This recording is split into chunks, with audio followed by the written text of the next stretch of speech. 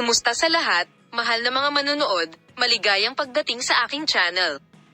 Nandito na naman ako kasama ang kahanga-hanga at kapansin-pansing Halil Ibrahim Ceyhan sila Turkoglu video. Bago lumipat sa aming video, huwag kalimutang mag-subscribe sa aking channel at i-like ang aking video. Ang pag-aangkin na si Halil Ibrahim Ceyhan ay umiibig sa isang may asawa, exaggerated ang babae. May mga tumutugma kay Halil Ibrahim Ceyhan sa lahat maliban kay sila Turkoglu.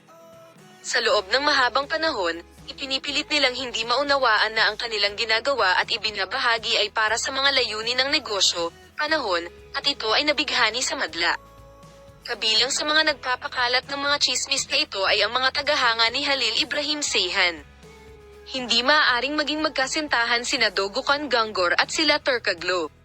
Ngayon ay sinusubukan nilang ipapakasal ang isang tulad ni Halil sa isang babaeng may asawa.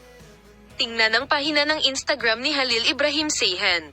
Sa Instagram page ng aktor, may mga larawan niya kasama ang kanyang co-star sa TV series na Dirty Basket, at ibinahagi nila ang mga larawang ito sa pagsasabing may karelasyon si Halil Ibrahim Ceyhan sa isang babaeng may asawa.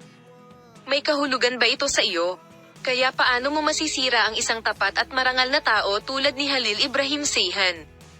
May karakter ba si Halil na mag-alaga ng babaeng may asawa?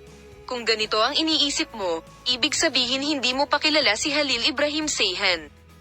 Maraming mga may asawa ang nagbabahagi ng mga larawan at video sa kanilang mga kasosyo sa mga serye sa TV at mga pelikula. Dahil ito ay isang trabaho, ang pagsasama nito sa pribadong buhay ay walang kaparakan. Naniniwala ang lahat ng mga tagasunod ng aktor na si Halil Ibrahim ay nasa isang relasyon sa pamamagitan ng pagbabahagi ng mga intimate na larawan niya at ng kanyang kaibigan sa social media at pagsulat na si Halil Ibrahim Ceyhan ay nasa isang relasyon. Gayunpaman, ginagawa lamang nina Halil Ibrahim Ceyhan at sila Turkoglu ang kanilang mga trabaho at wala ni isa sa kanila ang may sinuman sa kanilang buhay. Minamahal na mga manonood, ipapakita namin sa iyo ang mga bagong pag-unlad sa paksa.